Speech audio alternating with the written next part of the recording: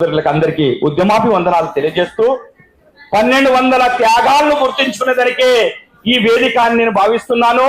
వాస్తవానికి ఈడ కులం అన్నది అస్తది, అది ఎలమ కులం ఏ ఒక్కరు కావలేడు తెలంగాణ ఉద్యమంలో.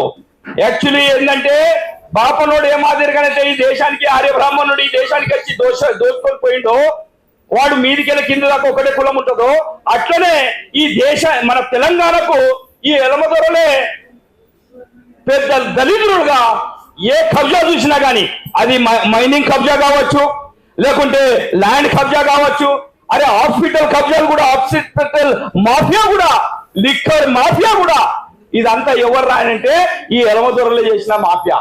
వాడి ఎలమోడైతే చాలు ఎవరినైనా భూమి కబ్జా చేయొచ్చు. దాని కింద ఈ పోలీసు వ్యవస్థ కూడా బానిసగా బతికిండ్రు. అందుగురించే చాలా వరకు అక్రమ కేసులు కూడా అయినాయి. తెలంగాణ ఉద్యమంలో కోదండరాం ఉద్యమానికి ముందుకు నడిచిన ఆ ఉద్యమకారుని కూడా ఈ తలుపులు బద్దలు కొట్టి తీసుకుపోయారు. ఎవరు కోన్ కిస్కాగాడు సప్పుడేం చేయలేడు. ఉద్యమకారులు లొల్లిలు పెట్టారు. విమలక్క ఇందాక అన్న ఎంకన్న చెప్పిండు, వాస్తవానికి విమలక్క ఏం మాట్లాడింది, ఉన్నది ఉన్నట్టుగా వాస్తవానికి మాట్లాడింది. వనరులు ఎవరబ్బ జాగిర్రా తెలంగాణలో, తెలంగాణ ప్రజలు సబ్బండ వర్గాల వనరులు ఎవరు తీసుకుపోయిండు. ఆ వనరుల గురించి మనం పోరాటం చేయాలి.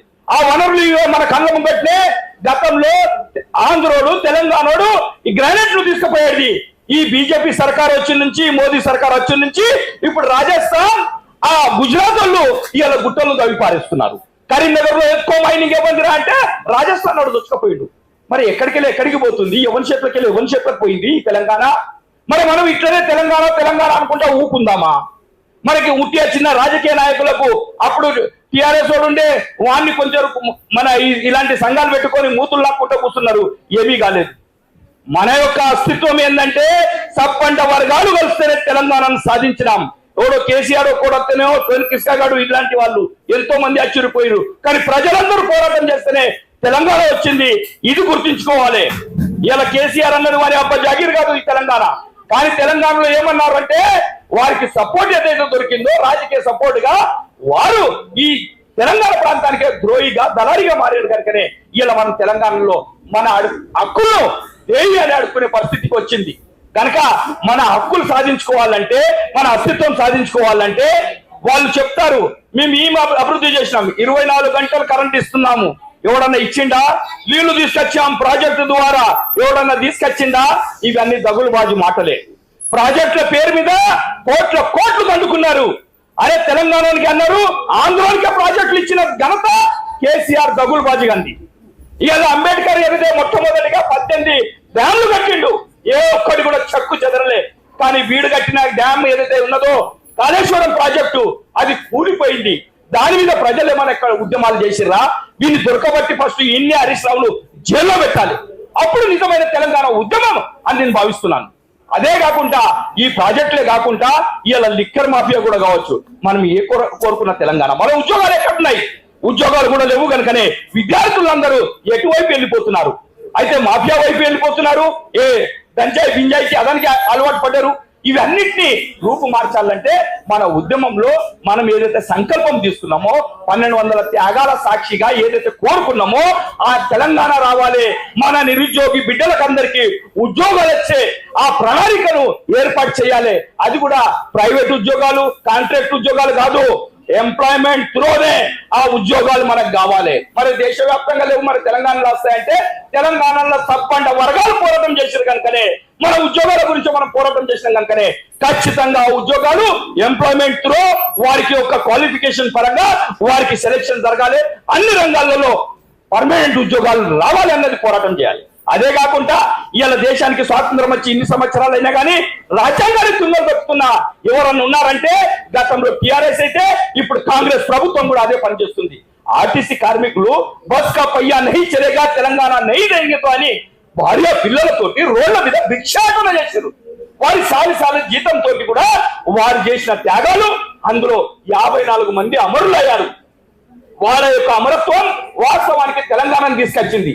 సింగర్ అండ్ ఎంప్లాయీలు ఒక వైపు పోరాటం అంటే వీళ్ళు బస్ కప్పయ్యా నహి చలేగా అని రోడ్ల మీద నిలబడితే వీళ్ళకు ఇంతవరకు కూడా వాళ్ళని కనీసం ప్రభుత్వంలో విలీనం చేయలే, వాళ్ళకి టీఏడీఏలు అయితే బకాయిలు ఉన్నాయో అవి కూడా రాలేవు. మరి ఎవరి గురించి రావాల్సిన తెలంగాణ, ఎవరు చేసిన తెలంగాణ, ఎవరు చేసిన పోరాటం తెలంగాణ? కనీసం చీర యొక్క కొంగులు కూడా మాయని వాళ్ళు, షర్ట్ యొక్క స్త్రీ కూడా మాయని వాళ్ళు తెలంగాణ ఉద్యమంలో వాళ్ళు గొప్పోళ్ళంట. వాళ్ళకు ప్రతి సంవత్సరం సన్మానాలు జరిగినాయి. ఇది హేయమైన చర్య.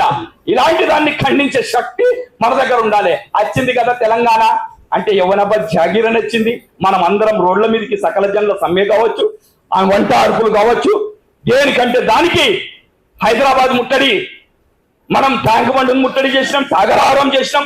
ఇవన్నీ ఎవడు గుర్తు చేయాలి? ఇవన్నిటిని నెమరేసుకుంటూ ఒక్కొక్క త్యాగదనుణ్ణి ట్రైన్ కు ఎదురుగా పోయి అమరుడయ్యాడు. ఎందు గురించి అమరుడయ్యాడు? ఒక పోలీసు వ్యవస్థ, రాజకీయ వ్యవస్థ చేతిలో ఉన్నది కనుకనే, ఆందోళన వ్యవస్థలో వాడు ఇవన్నీ ఆయన చేతిలో ఉన్నాయి కనుకనే మనం చేసిన పోరాటం. ఇలా కేసీఆర్ గాని ముక్కు ముఖం చూసి చేసిన పోరాటం కాదు. వాడు ఏ పోరాటంలో కూడా ముందుకు రాలేడు, సాగరారంలో లేడు, అదే కాకుండా మన మిలియన్ మార్చ్ లో కూడా లేడు. మరి అలాంటి దగులు బాజిన కొడుకులను మనం యాద్ చేయకుంటే, వాడిని రాబోయే రోజులలో ఇలా పునాది చేయకుంటే, బొంద పెట్టకుంటే మనం కాలోజీ వారసులం కాము. కాలోజీ ఏమన్నాడు? ప్రాంతీయేతరుని ప్రాంతం బయట దాకా తరిమి కొడతాం, ప్రాంతంలో ద్రోహం చేస్తే వాడిని పాతి పెడదాం. ఇలా కేసీఆర్ది అయిపోయింది అనుకోని ఇలా రేవంత్ రెడ్డి గారు వచ్చినా కానీ, ఇలా కాంగ్రెస్ కావచ్చు, ఇంకెవరన్నా రావచ్చు, కానీ మనము ఎప్పుడు ఎవరికి దొరికితే వానికి మనం భజనలు చేసుడు మానేస్తూ మన అస్తిత్వాన్ని నిలబెట్టడానికి సబ్బండ వర్గాలు కలిపితేనే తెలంగాణను సాధించాం, ఎవరి ముఖంతో కాదు. మరి సబ్బండ వర్గాలకెళ్ళే మన ప్రాంతంలో రేపు రాబోయే ఎలక్షన్ ఏదైతే ఉందో ఆ ఎలక్షన్ లో ఒక నాయకుడిని నిలబెట్టుకుందాం. మన డిమాండ్స్ ఏవి ఉన్నాయో, ఏ ఎజెండా ఉన్నదో ఈ 12 సంవత్సరాలలో మనం సాధించలేని ఒక పాంప్లెట్ ఇద్దాం. ఆ పాంప్లెట్ లో మన ఏదైనా ఎజెండా పెడదాం. మన తెలంగాణ ఎలాంటి తెలంగాణ కావాలి? ఎన్కౌంటర్ లేని తెలంగాణ కావాలి. అవునా కాదా? అవును. మరి నిరుద్యోగులకు ఉద్యోగాలు కావాలి. అవునా కాదా? కావాలి. మరి అదే కాకుండా మన నీళ్లు మనకు దొరకాలి. మరి మన నీళ్లు మనకు రావాలంటే ఏం కావాలి? ప్రాజెక్టు మీద ఎవరైతే దోష తిన్నారో వాడిని కూడా అసలు చేసేటట్టుగా ఉండాలి. ఎవరబ్బ జాగీరాన్ని ప్రాజెక్టుల మీద కోట్లు సంపాదించుకున్నాడు. ఎలక్షన్ల రాకముందు వాని యొక్క ఆస్తి పాస్తులు ఎన్ని ఉండే, ఇప్పుడు ఎంత ఉన్నది? అవి దోసుకున్నాడు కనుకనే అవి అన్ని రీటర్న్ చేసేదాకా పోరాటం చేసినప్పుడే నిజమైన తెలంగాణ వారసులమైతాం.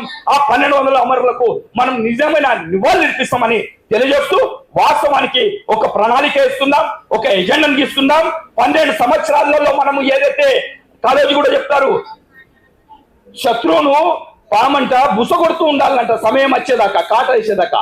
సమయం వచ్చినప్పుడు కాటేయాలి. సమయం వచ్చింది, ఇప్పుడు ఎలక్షన్. ఈ ఎలక్షన్లలో కూడా వీళ్ళను కాటేస్తాం బిడ్డ అని ఒక డెడ్ లైన్ పెడదాం. ఫస్ట్ సంవత్సరం మనల్ని అందరినీ మురిపించిండు. ఏం మురిపించిండు? రండి మన తెలంగాణ వచ్చింది, ప్రజా తెలంగాణ, ఇది ప్రజల రాజ్యం అన్నాడు. మళ్ళీ ఏమైంది? ఎలమ దూరం పోయినాక రెడ్డి దూరం అన్నట్టుగా ఇక ఈ పాలన కొనసాగుతుంది. ఒక్క కనిష్ట ఉద్యమకారులన్న ఆ పరేడ్ గ్రౌండ్ కు లేకుండా జెండాలు ఎత్తే ఆ రోజునన్నా ఎవరినన్నా పిలిచిండ్రా? ఎక్కడ ఇన్విటేషన్ లేదే. అంటే ఎవడైనా కానీ అంతే ఉంటారు కనుక మన పోరాటాన్ని గట్టిగా చేసుకునేదానికి అదే మాదిరిగా మన ఏ ఏరియాలో ఉంటారో ఆ ఏరియాల నుంచి ప్రతి ఒక్కొక్కరిని మన సర్పంచ్ గా నిలబెట్టేదానికి, ఎంపీటీసీగా నిలబెట్టేదానికి ఫస్ట్ చైన్ రూట్ గా మనం తయారై అదే మాదిరి